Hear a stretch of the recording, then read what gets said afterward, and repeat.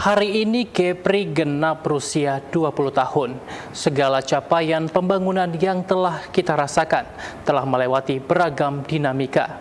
Tenaga, pikiran, dan biaya menjadi pengorbanan yang telah ditunaikan oleh para pemangku kebijakan dan seluruh masyarakat Kepri. Harapan kita pembangunan Kepri ke depan harus membawa kemajuan yang sejalan dengan kesejahteraan rakyat dengan tidak menyampingkan pentingnya persatuan, keberagaman, dan budaya.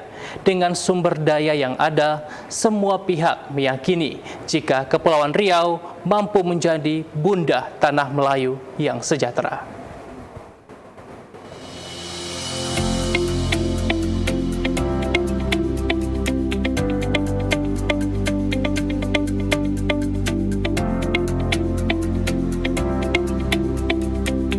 Harapannya mudah-mudahan putra-putra daerah yang berkiprah di luar daerah mau memberikan sumbangsi pikirannya ke Provinsi Kepri. Walau dengan APBD yang masih minim, kita harus bekerja keras supaya rakyat kita sejahtera.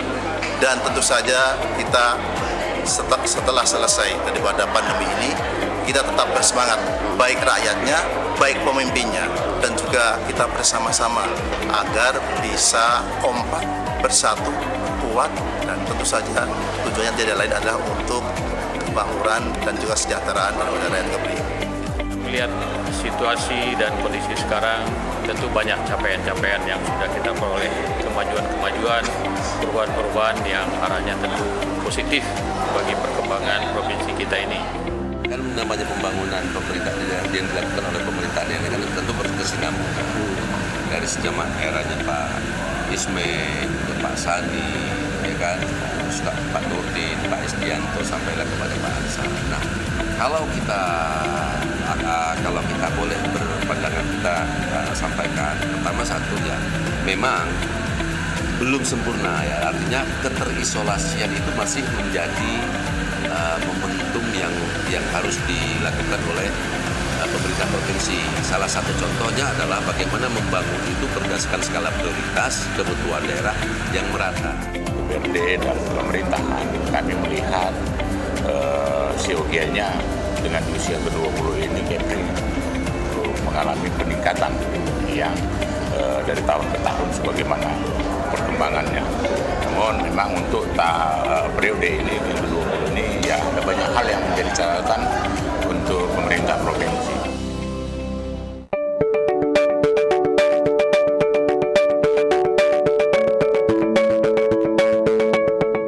Dengan berjalannya waktu mengantarkan Kepulauan Riau pada usia ke-20, silih berganti pucuk pimpinan memberikan warna bagi pembangunan provinsi yang pernah menjadi bagian dari Riau ini. Secara keseluruhan, wilayah Kepulauan Riau terdiri dari 5 kabupaten dan 2 kota. Luas wilayah provinsi yang memiliki keterkaitan adat Melayu ini memiliki luas wilayah hingga 8.200 km persegi dengan persentase luas wilayah perairan sekitar 96%. Sementara luas wilayah daratnya hanya sekitar 4%. Dengan kondisi tersebut, Kepri memiliki potensi kemaritiman dan wisata bahari yang besar untuk dikembangkan. Sayangnya, hingga usia 20 tahun ini, Kepri belum juga mampu berbuat banyak. Padahal RPJMD kita adalah bahwa kemaritiman itu adalah idola. PAD kita merupakan andalan kita. Apa yang bisa dikelola? Karena pariwisata itu tak habis-habisnya. Kalau sumber daya manusia, sumber daya alam ada habisnya. Potensinya berapa, kadarnya berapa, kandungannya berapa, bisa habis. Tapi kalau pariwisata tidak habis-habisnya. Dan ikan juga tidak habis-habisnya. Regulasi keterbatasan anggaran dan sarana transportasi sejauh ini menjadi alasan tidak maksimalnya pengelolaan sumber daya. Sebut saja pengelolaan Labuh Jangkar. sektor kemaritiman tersebut pernah digadang-gadang dapat menyumbang PAD sedikitnya 200 miliar rupiah per tahun. Hingga hari ini, pemerintah belum berhasil meyakinkan pusat untuk merubah regulasinya. Kemudian status kawasan Natuna yang menjadi geopark nasional hingga kini belum juga secara maksimal dapat memberikan kesejahteraan masyarakat di sana. Padahal penyerahan sertifikat dari Geopark Indonesia sudah dilakukan tahun lalu. Keterbatasan dan biaya mahal transportasi yang dituding menjadi kendala dianggap hanya alasan untuk menyembunyikan kegagalan. Wakil rakyat lebih setuju jika pengembangan wisata Natuna dan wilayah pulau lainnya harus didukung oleh pemasaran yang baik.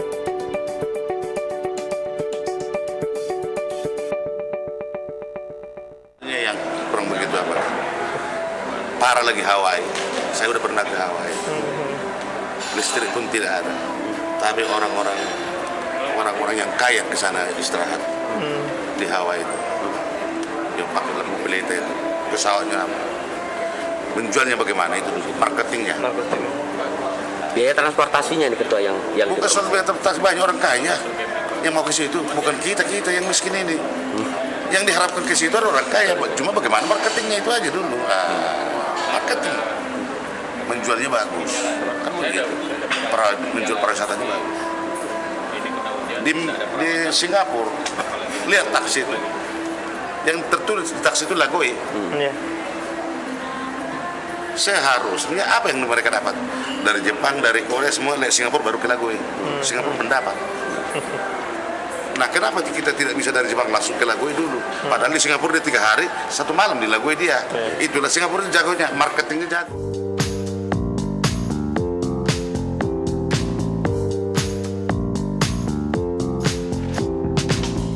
Untuk memastikan keberlangsungan pembangunan, pemerintah harus mampu menggali dan meningkatkan pendapatan asli daerah. Sektor-sektor yang belum maksimal sebisa mungkin harus terus ditingkatkan. Selain itu, pemerintah daerah juga harus mampu menarik lebih banyak dana bagi hasil dari pemerintah pusat. Dengan demikian, ketersediaan anggaran akan menjamin pemerataan pembangunan. Dalam pengelolaan keuangan daerah untuk pembangunan, pemerintah diharapkan bersandar pada RPJMD yang disinergikan dengan visi dan misi kepala daerah. Namun demikian, skala prioritas harus diutamakan. Merata bukan pembagian duitnya harus semuanya sama, tetapi berdasarkan skala prioritas yang dibutuhkan. Nah, kalau kita melihat ini, memang kalau kita melihat momentum saat ini di ulang tahun yang ke-20 tahun tentunya, nah kita melihat banyak hal-hal sosial yang berkaitan dengan sosial kemasyarakatan yang perlu ditingkat. Salah satunya bagaimana bicara soal melakukan penataan kawasan-kawasan pesisir. Kemiskinan di pesisir ini kan berbeda dengan kemiskinan di wilayah daratan. Nah, ini yang saya lihat, kita hanya bicara kepada bagaimana membangun infrastruktur yang skala besar. Padahal sementara masyarakat kita semakin hari semakin termarginalkan dengan kondisi ekonomi saat ini. Program-programnya salah satu contoh adalah program pengentasan kemiskinan, penataan kawasan pesisir. Karena yang bicara soal kemiskinan ini kebanyakan di wilayah Provinsi Kepri ini adalah kepada masyarakat yang ada di pesisir. Nah ini yang perlu adanya sinergi antara gubernur dengan bupati dan wali kota, yang mana skala-skala prioritas per kabupaten kota. Nah ini yang perlu ditingkatkan oleh Pak Gubernur dalam rangka untuk bagaimana pembangunan.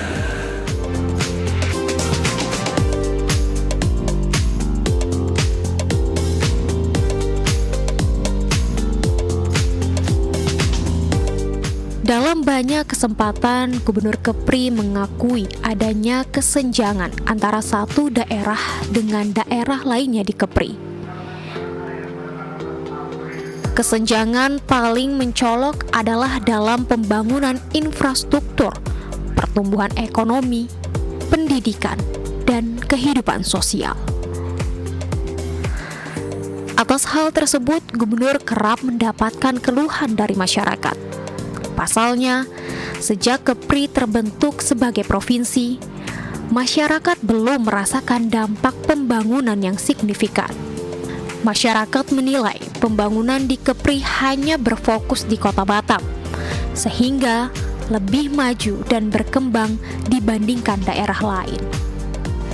Sementara daerah selain Batam belum dikelola secara optimal. Di sisi lain, DPRD yang berasal dari daerah pemilihan Kota Batam juga sering mendapat keluhan dari pemilihnya. Sebagai daerah yang menyumbangkan hampir 90% pendapatan daerah, banyak jalan dan fasilitas di bawah tanggung jawab provinsi terkesan kurang terawat. Bang, terkait banyaknya PAD yang didapat oleh provinsi dari Kota Batam, sementara pembangunan di Batam sendiri kurang begitu maksimal. Contoh mau jalan, apakah Abang pernah menerima laporan itu dari masyarakat, masukan atau sesuatu? Ya, tentu dari misalnya kita turun ke masyarakat reses. Dan ini menjadi satu catatan penting karena apa? 90% PAD itu berasal dari Batam. Realisasi pembangunannya itu di Batam justru minim. Saya kira ini harus juga menjadi catatan untuk kami pertanyakan nanti. Karena apa? Karena asumsi bahwa Batam itu mampu membiayai dirinya sendiri karena ada BP itu tidak bisa menjadi alasan yang menurut kami alasan itu tidak sebenarnya bisa diterima. Karena biar bagaimanapun tanggung jawab pemerintah provinsi itu harus adil untuk semua kabupaten kota. Kira-kira langkah apa yang akan dilakukan? Dalam forum-forum resmi nanti mungkin kami akan menyampaikan pertanyaan agar terutama dalam pembahasan anggaran. Dari sekian tantangan pembangunan Kepri ke depan, dibutuhkan kerjasama dan kekompakan seluruh stakeholder. Sebagai pemangku kebijakan, gubernur dan wakil gubernur harus menjadi contoh yang baik dan seia sekata dalam menerajui provinsi ke-32 di Indonesia ini. Kekurangan harmonisan lah ya, hubungan antara kepala daerah dan wakilnya ya. Ya kita berharap ke depan hubungan yang masih ada kekurangan harmonisan ini bisa dibenahi lah ya. Harapan kita begitu, sehingga kita sama-sama di sisa masa jabatan ini sama-sama kita memikirkan kemudian melaksanakan pembangunan mana-mana yang harus kita prioritaskan ya. Iya, kami sebetulnya dari awal ketika pernah kami diundang rapat, saya sudah sampaikan kepada Pak Gubernur agar ada pembagian tugas yang jelas. Pak Gubernur sering bolak-balik ke Jakarta untuk Kepulauan Riau. Tentu saja perlu juga ada Pak Wakil Gubernur untuk bisa menata SDM daripada TAPD. Jadi kami melihat bahwa memang masih kurang untuk kerjasama, kekompakannya. Dan kami sebagai DPRD tentu saja ingin agar tetap berjalan sesuai dengan aturan. Ketidakkompakan gubernur dan wakil gubernur seharusnya tidak terjadi jika masing-masing pihak menyadari tugas pokok dan fungsi mereka sesuai dengan undang-undang yang mengatur.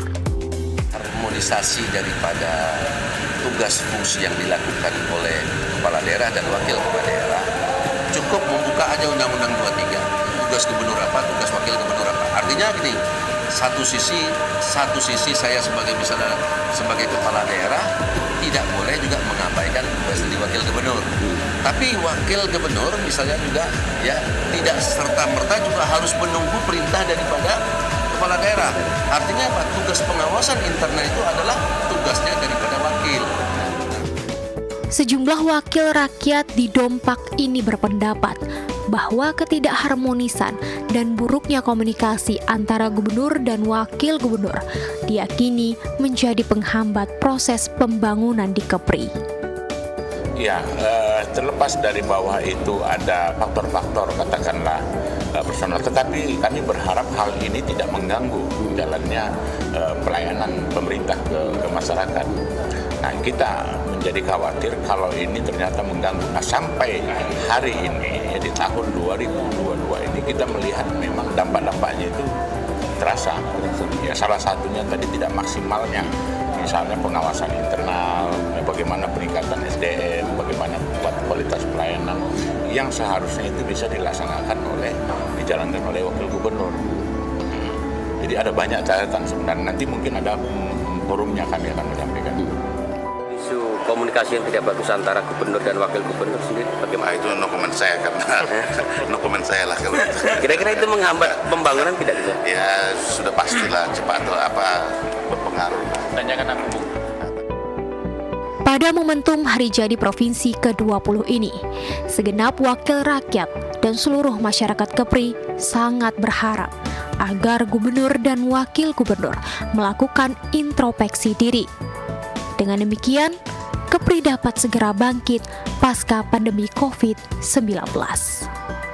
Kita ini, nah, kita gunakan momentum ini untuk introspeksi dan merefleksikan ke depan apa-apa yang harus kita lakukan, apa-apa yang harus kita pikirkan, terobosan-terobosan terutama setelah kita melewati masa-masa sulit, yaitu dengan adanya COVID. Dirgahayu Provinsi Kepulauan Riau ke-20. Ekonomi pulih, Kepri sejahtera. Menotelis Rajin Pasaribu Robert Ho melaporkan.